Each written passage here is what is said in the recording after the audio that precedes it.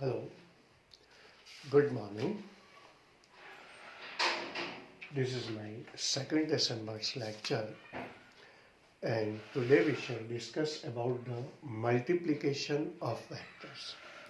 आज हम लोग मल्टीप्लिकेशन ऑफ वेक्टर्स के बारे में डिस्कस करेंगे और इसके अंदर हमारे पास सबसे पहली चीज़ तो ये है कि दो वेक्टर क्वांटिटीज़ को आपस में मल्टीप्लाई करने का प्रोसेस आज हम लोग सीखेंगे। ये दो तरह का होता है। पहला होता है स्केलर प्रोडक्ट और दूसरा होता है vector product. Multiplication of vectors, दो वेक्टर क्वांटिटीज़ का मल्टीप्लिकेशन, ये दो तरह का होता है। पहला होता है स्केलर प्रोडक्ट या डॉट प्रोडक्ट भी हम लोग इसे बोलते हैं, और दूसरा होता है वेक्टर प्रोडक्ट या क्रॉस प्रोडक्ट भी हम लोग इसको बोलते हैं। तो मल्टीप्लिकेशन ऑफ वेक्टर्स यानी दो वेक्टर क्वांटिटी का जो मल्टीप्लिकेशन है ये दो तरह का होगा। पहला आएगा आपके पास स्केलर प्रोडक्ट और it is also known as dot product,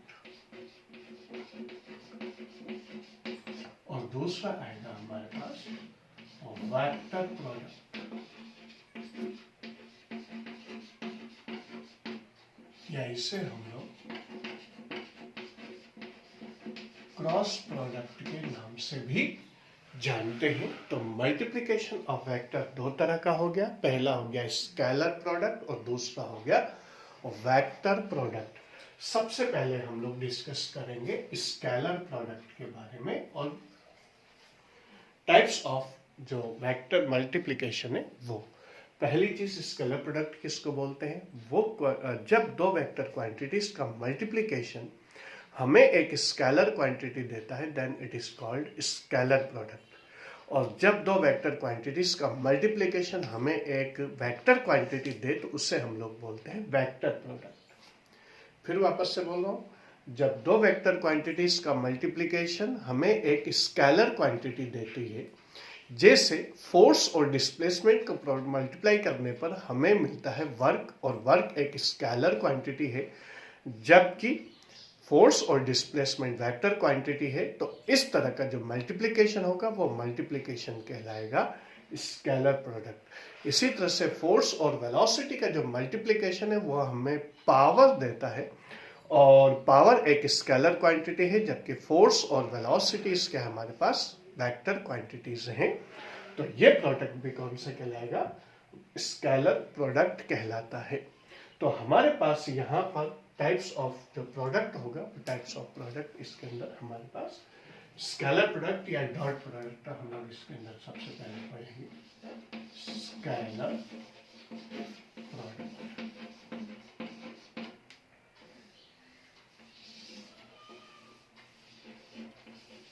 when multiplication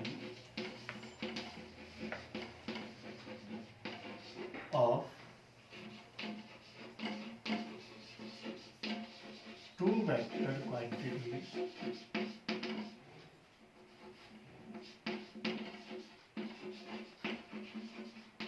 gives us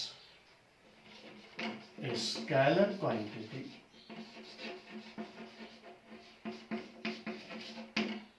then it is called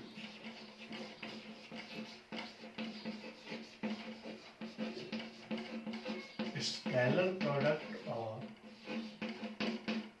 dot product।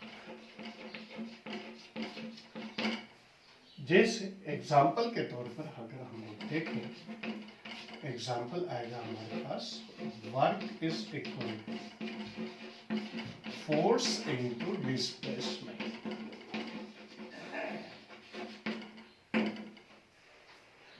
दूसरा power is equal to force into velocity. ये स्केलर क्वांटिटी, ये दोनों वेक्टर क्वांटिटी। इसी तरह से हमारे पास आएगा electric flux.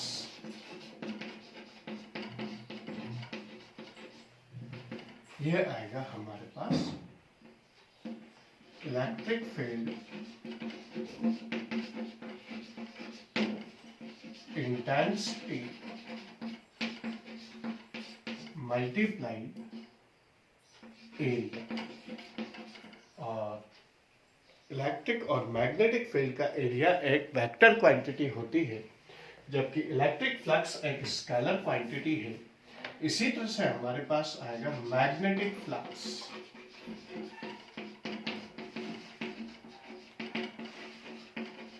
Magnetic field intensity multiplied area. तो ये हमारे पास कुछ एग्जांपल्स हैं स्केलर प्रोडक्ट के अंदर, जहां पर हमें दो वेक्टर क्वांटिटीज के मल्टीप्लिकेशन से एक स्केलर क्वांटिटी ऑब्टेन हो रही है। यही चीज कहलाती स्केलर प्रोडक्ट या डॉट प्रोडक्ट। अब स्केलर प्रोडक्ट या डॉट प्रोडक्ट की वैल्यू अगर हम लोगों को कैलकुलेट करनी है तो हम लोग फोर्स और डिस्प्लेसमेंट वाला ही एग्जाम्पल कंसीडर करेंगे कि हमारे पास वर्क इज इक्वल टू होता है डेफिनेशन के according force into displacement in the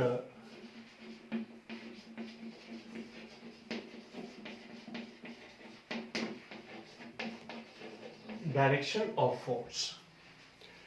work की वैल्यू हमारे पास क्या होती है? Force into displacement in the direction of force.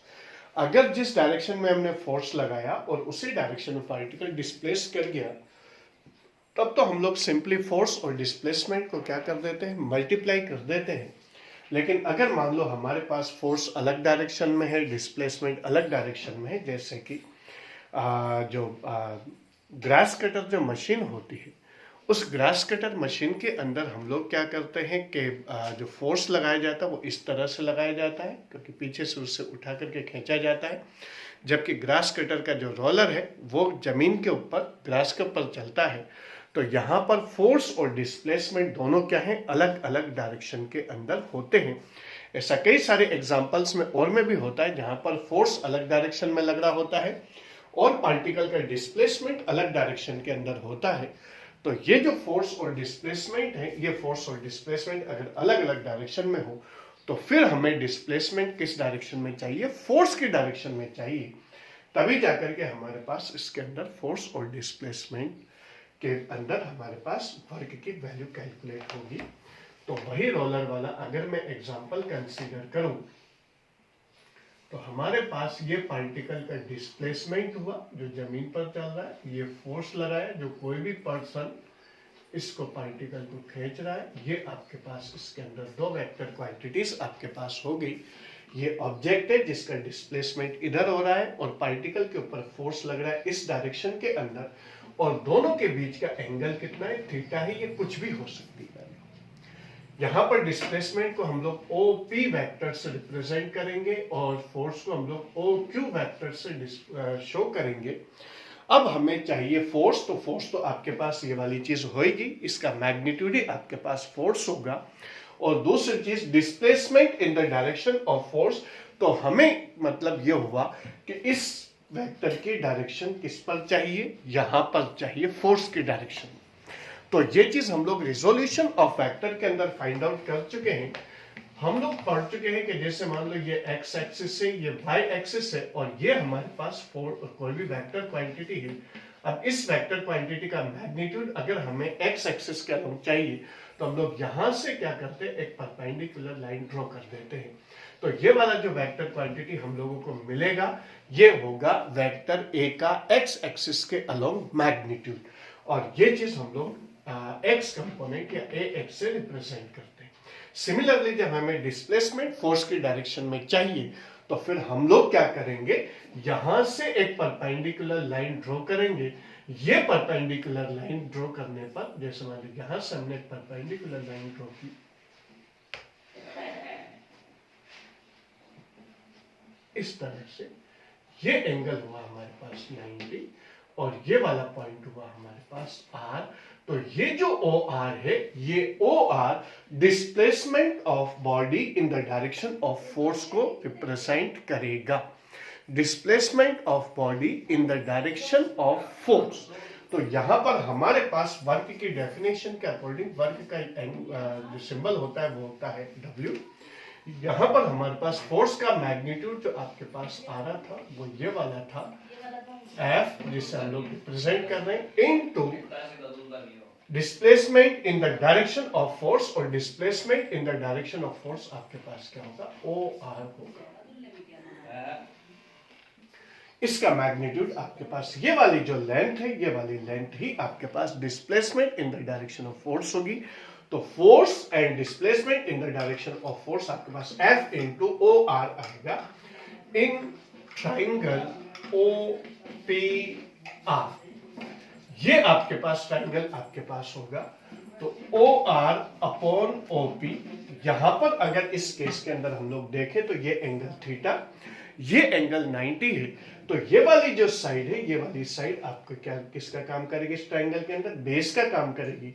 ये परपेंडिकुलर है ही सही, तो ये वाली साइड परपेंडिकुलर और ये वाली साइड 90 के ठीक सामने वाली जो साइड है वो हाइपोटेन्यूस होगी। तो OR अपॉन OP ये आपके पास आया बेस अपॉन हाइपोटेन्यूस, और बेस अपॉन हाइपोटेन्यूस होता है cos थीटा। तो OR इज इक्वल टू हमारे पास आ जाएगा OP cos थीटा, और OR इज इक्वल टू हमारे पास आ जाएगा OP का मतलब B cos थीटा। इस तरह से W इज इक्वल टू हमारे पास आ जाएगा FD cos थीटा, और इसी को हम लिखते हैं F डॉट D। ये भी वेक्टर क्वांटिटी में, ये भी वेक्टर क्वांटिटी में, इज इक्वल टू हमारे पास आ जाएगा magnitude of force, magnitude of displacement and cosine of angle between them.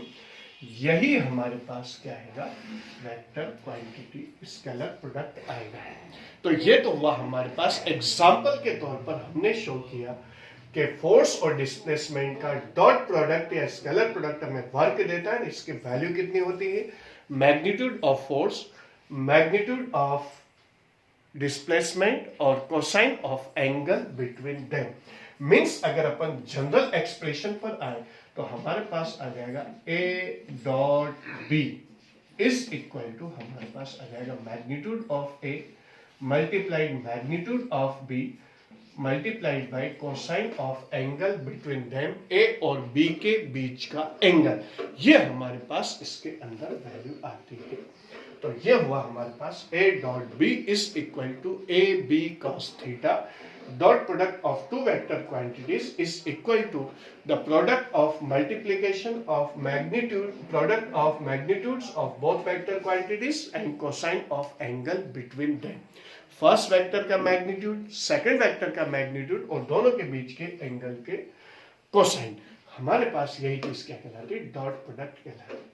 पहले भी कई बार कह चुका हूं, जब भी हमारे फॉर्मूले के अंदर साइन या कॉस आएगा, हम लोग theta is equal to 0, theta is equal to 180, theta is equal to 90 वाला केस जरूर कंसिडर करते हैं। यहां भी हम लोग स्पेशल केसेस करेंगे।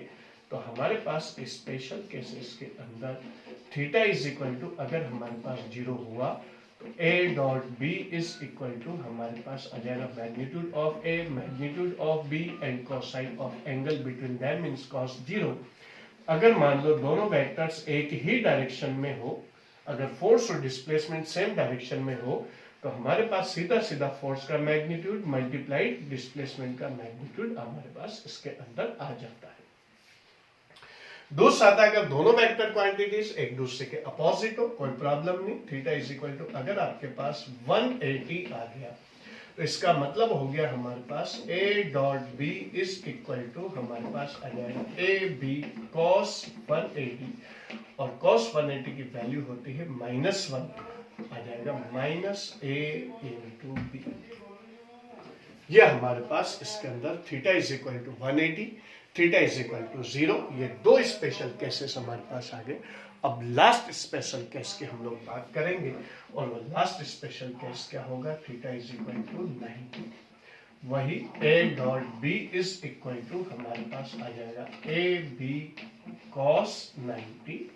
cos 90 की वैल्यू होती है 0, तो A डॉट B की जो वैल्यू होगी वो हमारे पास आ जाएगी 0। दो वेक्टर क्वांटिटीज अगर एक दूसरे के परपेंडिकुलर हो तो दोनों एक दूसरे को क्या कर देंगे, कैंसल आउट कर देते हैं। दोनों की वैल्यू प्रोडक्ट आपके पास कितना हो जाएगा, 0 आ जाएगा। तो यहाँ पर हमारे पास अगर दो वेक्टर क्वांटिटीज, दो वेक्टर्स अगर एक दूसरे के परपेंडिकुलर हो तो उनका स्केलर प्रोडक्ट क्या होगा, 0 होगा। ये चीज हमारे पास इसके अंदर स्केलर प्रोडक्ट के अंदर आए। तो ये बेसिक चीज हमारे पास इसके अंदर स्पेशल केसेस हैं। ये स्पेशल केसेस हम लोग इसके अंदर डिस्कस करते हैं। फ्यू सेकंड्स दे देता हूँ ताकि आप लोग इसे पॉज करके नोट कर लें, and then after we shall close the class.